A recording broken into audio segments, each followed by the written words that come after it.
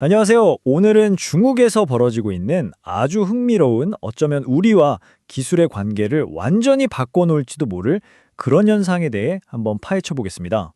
여러분, 혹시 주말인데 로봇이나 한 대 빌려볼까?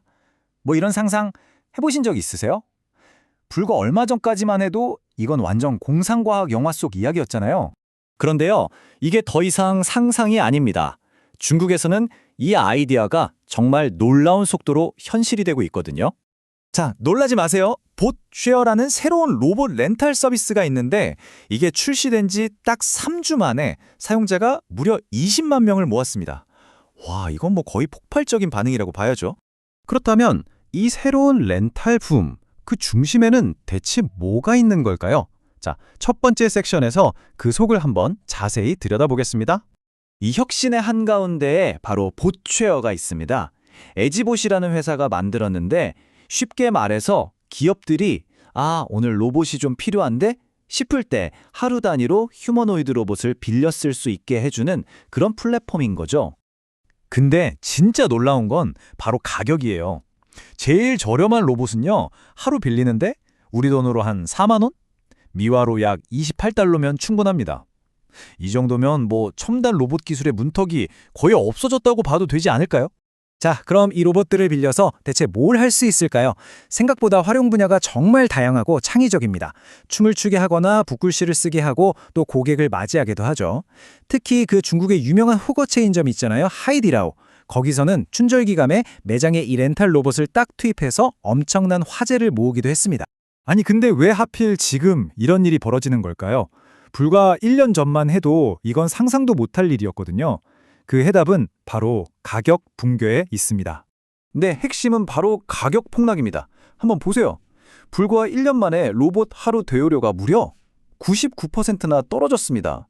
이 말도 안 되는 정말 충격적인 가격 하락이 지금의 렌탈 붐을 이끌고 있는 가장 결정적인 힘인 거죠. 아니, 렌탈 비용이 어떻게 이렇게까지 떨어질 수가 있었을까요? 그건 바로 로봇 자체를 사는 가격, 구매가가 확 떨어졌기 때문입니다. 예를 들어서 유니트리 같은 회사가 만드는 로봇 가격이 15,000달러, 그러니까 우리 돈으로 한 2천만 원 밑으로 내려간 거예요. 어떻게 이렇게 가격이 빨리 떨어졌냐고요? 크게 세 가지 이유가 있습니다. 첫째, 주요 제조사들이 본격적으로 대량 생산에 들어갔고요.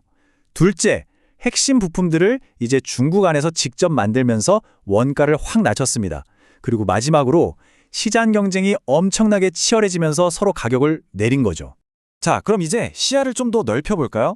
이런 렌탈 모델이 사실 중국만의 이야기는 아니거든요. 이건 훨씬 더 큰 어떤 글로벌한 흐름의 일부라고 볼 수 있습니다. 사실 렌탈 모델은 이미 대세가 되러 가고 있어요. 바로 옆 나라, 우리나라만 봐도 그렇죠.